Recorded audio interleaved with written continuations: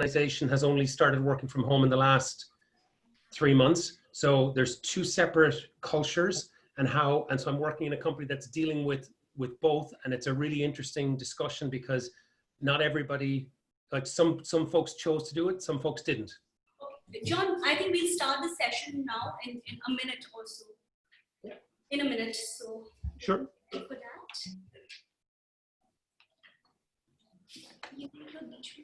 Is the lighting okay as well? Lighting is fine, yes. Sure. Let's click on this. Okay, So your Q&A will appear here.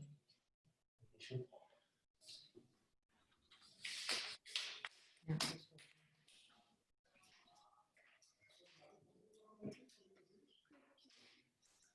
This is the audience.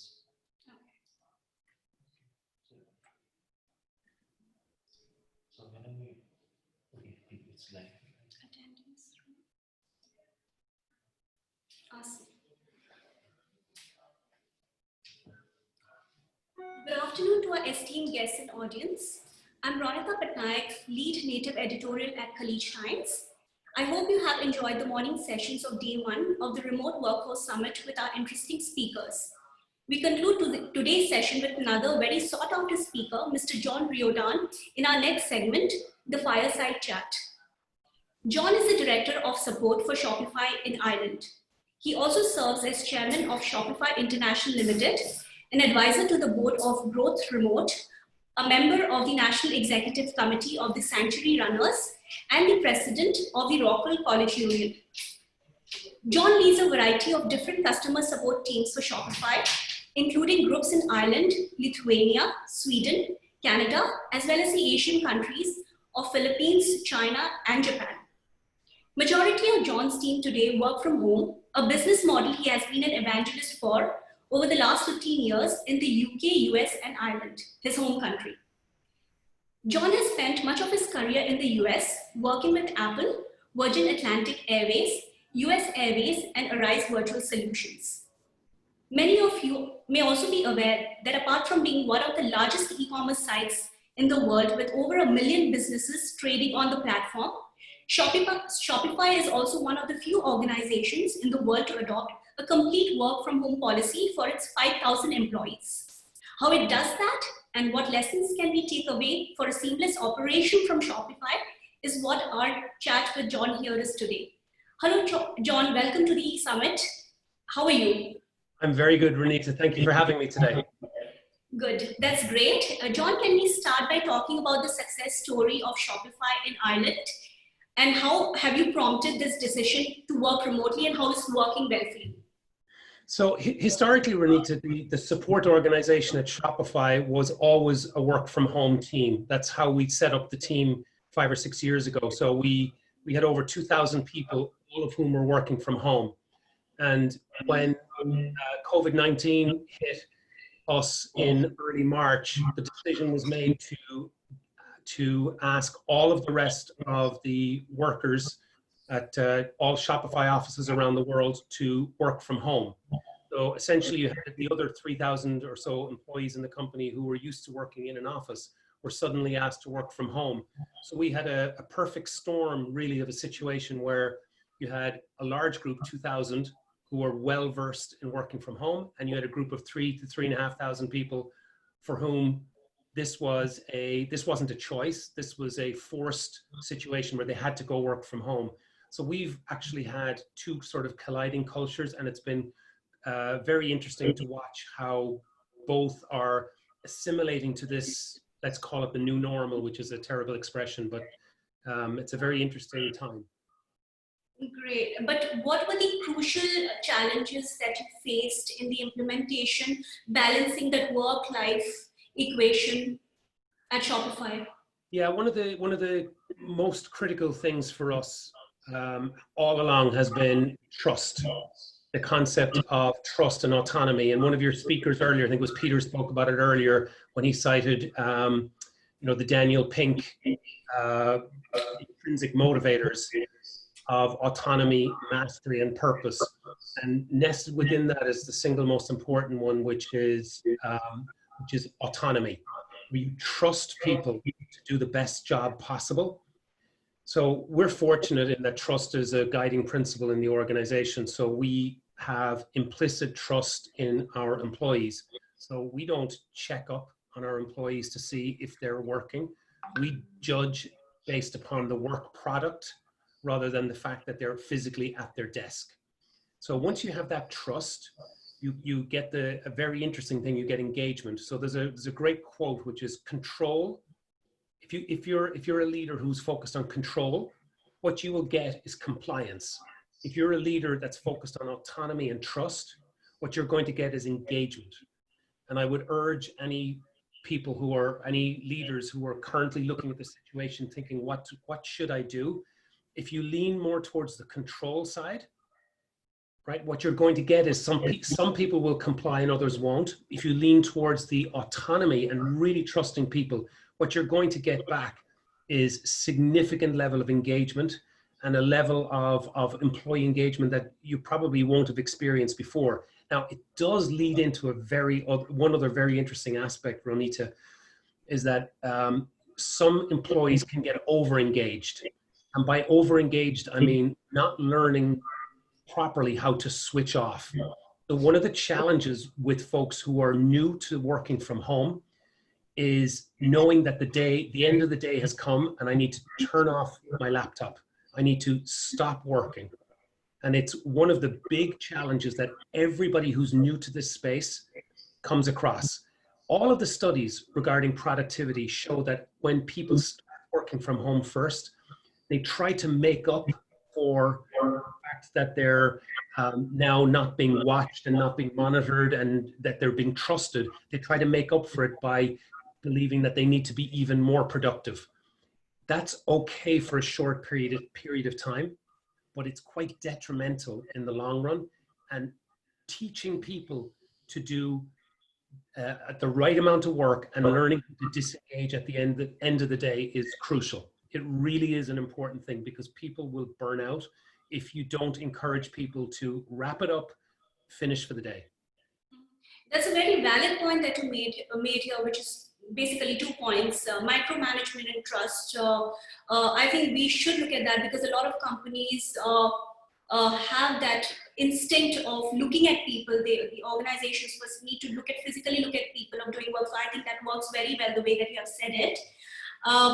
I read somewhere that 70% of Irish businessmen were not online pre-COVID era, and then Shopify making its work from home policy completely. How was that change monumental in terms of doing business, and how do you keep in touch with vendors and the other businesses that are coming on board? Sure. So the statistic that you quoted there is an interesting one. It talks about the general industry in Ireland, and Ireland would be a good microcosm for a typical Western European country, where typically you'll find between 50 and 70% of businesses in Western Europe would not have an e-commerce presence. As in, they're not transacting online. They might have a website, but they're not transacting online. And what everything that's happened in the last couple of months has taught every business that if you physically close down your premises and you're not able to work and you're not able to transact, you have no income.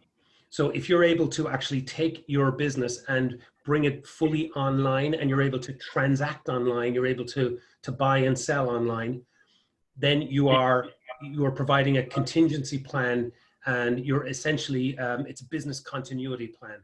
So what we have focused on in all of the countries that we operate in is to encourage as many businesses as possible to digitize and to have an e-commerce play. And by doing that, they're giving themselves a significant level of protection.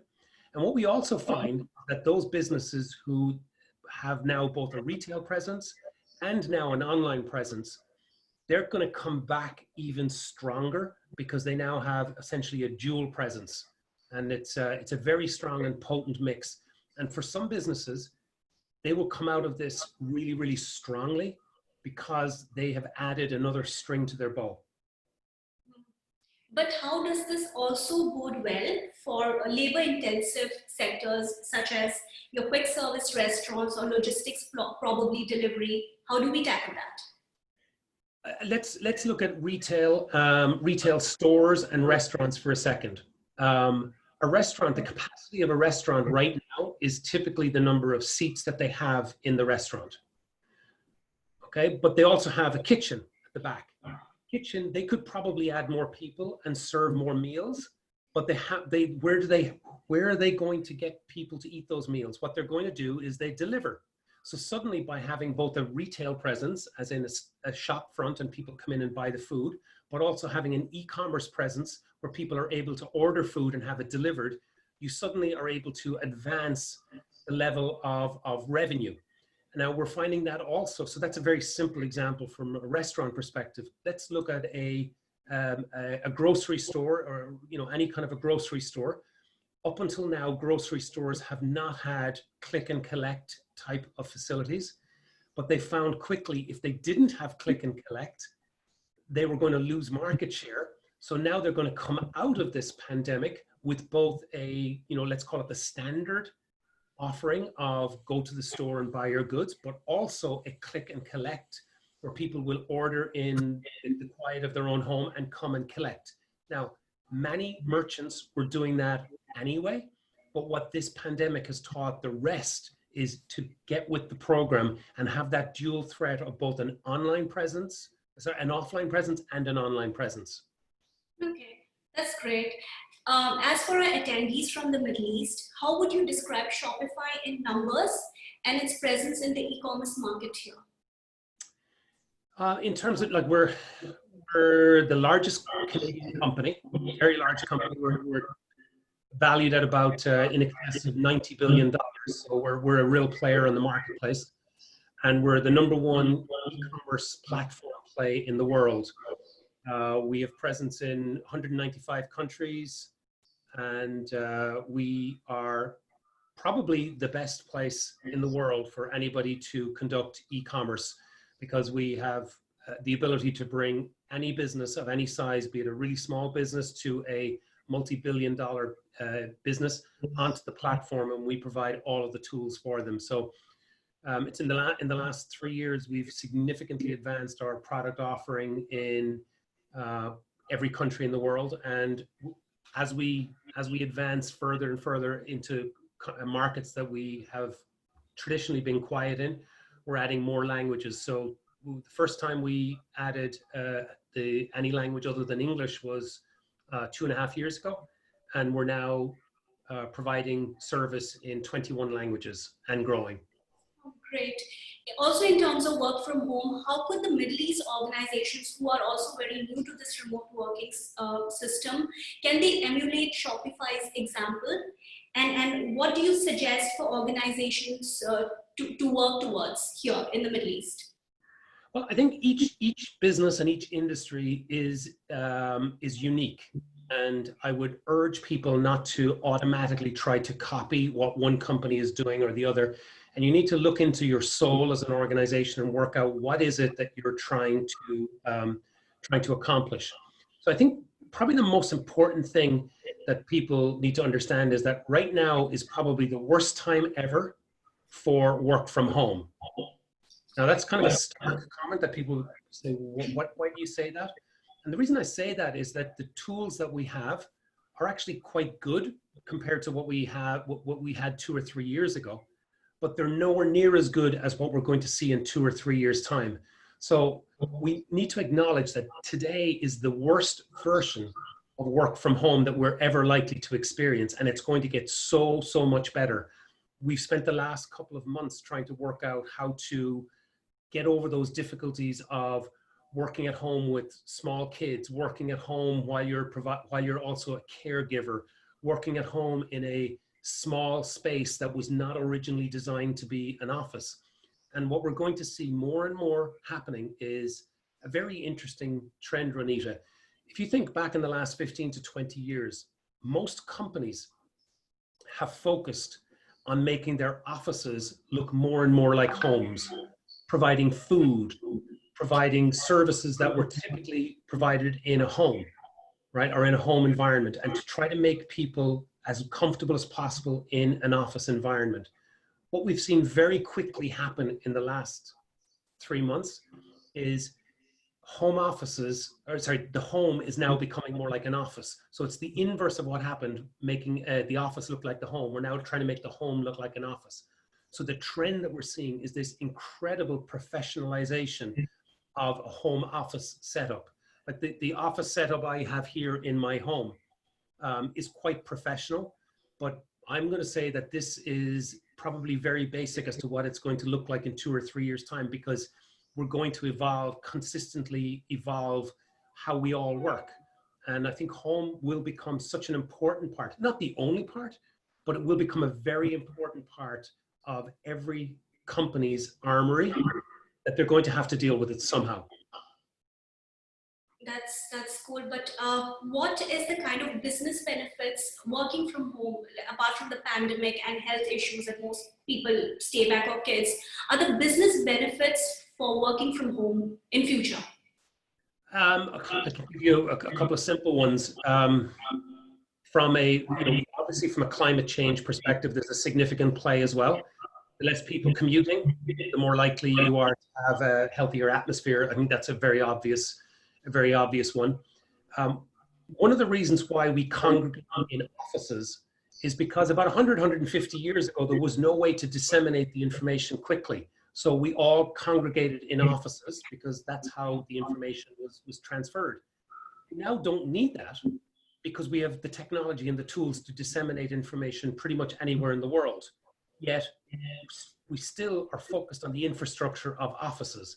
So that's going to change, and it's going to change radically. So I think we'll see a slightly less focus on urbanization and a stronger focus on the smaller and secondary towns that are around cities. And we'll see the suburbs and smaller towns growing in status, and there will be less of a draw into the city centers. Like I said earlier on, there's going to be a significant professionalization of home office. Another thing is on productivity. Every single study that I've seen in the last 15 years shows approximately, and I think one of your speakers earlier on talked about a 10 to 12% gain in productivity. Most of the studies I've seen have shown a productivity advance of 15% or more. One of the biggest studies done was in China with a company called C-Trip about 7 years ago, that showed that there was a 15% productivity gain. One of the studies that I saw here in Ireland about 3 weeks into the pandemic, it showed that in the first 3 weeks that folks were spending an extra 7.5 hours working per week. So that was even greater productivity. Now that comes with a downside, like I mentioned earlier, because you have to get people to essentially slow down and work, within some sort of a framework. But clearly there's a massive productivity gain.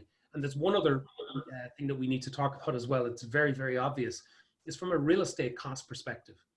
The average worker in most countries, the average office worker is costing approximately 15 to 20,000 US dollars per year to have in an office. So if you think of it, for every 60 workers who then are going to work from home, the real estate savings is about $1 million a year. Now, that may not sound significant to a large corporation that has a huge overhead, but it's extraordinarily significant for the young and disruptive startups that are growing and that are building up right now. And they're the ones that we should be worried about, because they're going to eat our lunch. The small companies of today will be the big companies of 2030. And one of the advantages that they're going to gain is that they're going to be nimble and they're going to be smart about where they spend their money, and it won't be on real estate. Talking about being smart and realistic, how important do you think is training and upskilling your workforce leadership team as I look at managing a team remotely? How important do you think that is? I don't think there's any magic to the leadership side. I'm going to go back to one of the comments I made earlier on in terms of leadership style. If you go for control, rather than trust. What you're going to get is people who will comply with the instructions. So the biggest change is going to be in leadership mindset and having leaders being both honest, being vulnerable and trusting. And that is going to take a significant mind shift. And the most important thing that's going to be required for a lot of leaders who are used to an office environment is they're literally going to need a head transplant. They're going to have to get into a very different headspace, a very different mindset. Like, how am I going to communicate with people when all I am is a little box on a screen like this? And it's a very different thing from the physical presence of being in an office and talking to somebody. And everybody's going to have to work that out for themselves. There is no magic formula. There is no real training program for that. But there's going to be a strong emphasis in the next 5 years on emotional intelligence and developing leaders with more and more empathy. That's great. Also, do you think then government and authorities have a role to play in promoting digital and remote business solutions? And Absolutely. business per se? Oh, absolutely. There's such an enormous positive benefit to every country and every government, particularly when it comes to cities. We've seen a significant, I would almost say overpopulation in many of our conurbations around the world. And this is the perfect opportunity to thin that out slightly and actually fill out other areas in a better way. It will take traffic off the road. It will require, from a governmental perspective and from a state agency perspective, it's going to require a focus on really important infrastructural developments like broadband and the access to really solid access to broadband, and to have it in all parts of the country, not just in the wealthy parts, not just in the cities. And the countries who move aggressively and smartly to provide that, essentially that pipeline, that future revenue pipeline to their citizens, are the countries that are going to do really well in the next 10 years. You mentioned earlier in our conversation that now homes are looking like offices. Does this also, there is also a chance then probably employees getting a little comfortable or complacent? How do we deal with that? How can we encourage employees to be as they are in a work environment? I can only speak from my personal viewpoint here. The people that I have worked with and I have led over the last couple of years are so not a complacent group. All feel massively benefited and massively blessed that we are working and that we are allowed to work from home. And the very last thing that I would do, and the very last thing that the folks I have worked with would ever do, is to be seen to either slack off or be seen to slack off, because we know that this is such a gift to be able to have, to make the choice to work from home. Now, that doesn't address folks who are working from home not of their own choice. So there's a mindset change that's required, because not everybody is suitable to work from home. There are some people, typically, you're going to see, most studies will say 25 to 30% of people who are currently working from home are absolutely and utterly focused on going back into the office, and they will run back to the office the minute it reopens. That's okay. You're never going to be able to change those people. It's the 75% of people I think are going to really chart the course for us all over the course of the next 10 years. That's a great viewpoint. Before we move on to the audience question now, John, I have a fun question for you also. How do you think your team would describe you as a boss and a supervisor? Enthusiastic,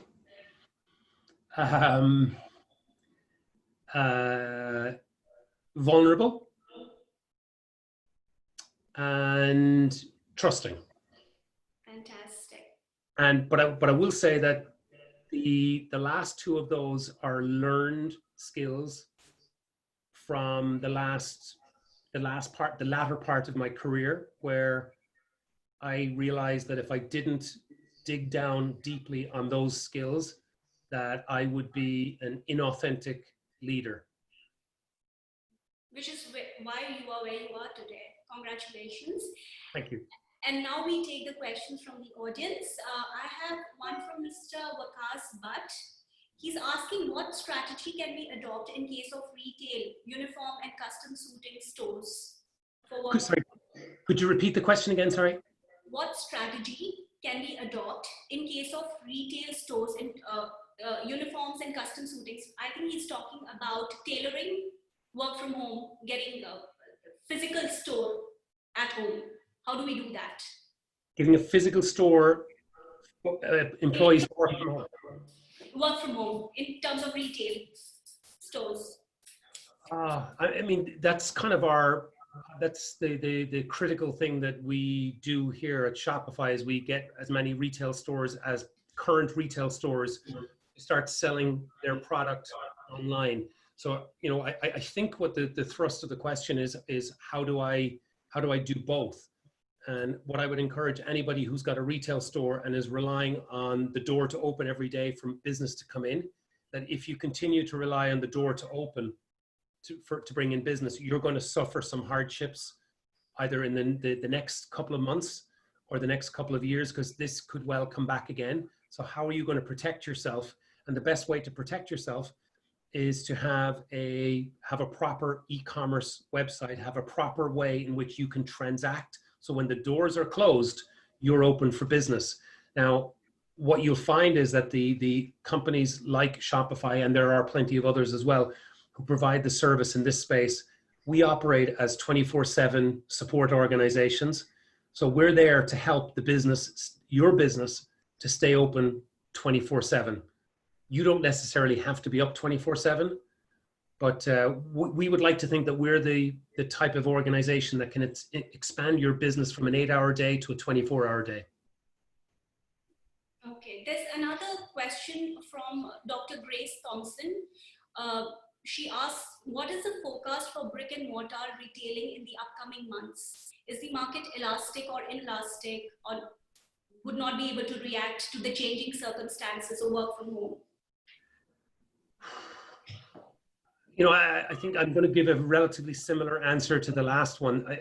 The businesses that decide to stay just in retail and just being bricks and mortar, just being a bricks and mortar retailer, are the businesses that are not choosing to adapt. And one of your speakers spoke about this earlier. The businesses that are going to thrive are not necessarily the strongest. They're the ones who are the most adaptable. And right now is a time to pivot. Right now is a time to adapt. And those who adapt well will survive and will actually thrive. So taking your everything that you do from a bricks and mortar perspective and mimicking that online and making it an even better offering is going to provide that level of protection and that level of revenue growth that most businesses, I would hope, will look back in a year's time and say, I wish it didn't take COVID-19 for me to make this decision. So if we're smart about it, and again, go back to one of your previous speakers talking about adapting, we should all take this opportunity to adapt really, really smartly and quickly, because you have a choice. You can actually think of the past and say, oh, I can't wait until we go back to the office and go back to the old ways. If you do that, as a species, you are not adapting. It's a case of taking the best and looking around, seeing what other businesses are doing, how other businesses are thriving and surviving, and then adapting your business model around that. And sometimes for some people, that will be encouraging their employees and their staff to work from home, but it's not for everybody. As far as I understand, I think we need to adapt, integrate, and visualize the future in order to be successful wherever we are working from, right now, even if it's work from home. Thank you, John. Thank you for a great session. We will be in touch, and have a great day and stay safe. Great. Thank you very much. Appreciate the time. Thank you. And for all our audience, we will be back tomorrow, at same time, 9:30 a.m. See you. Stay safe. Have a good day. Thank you.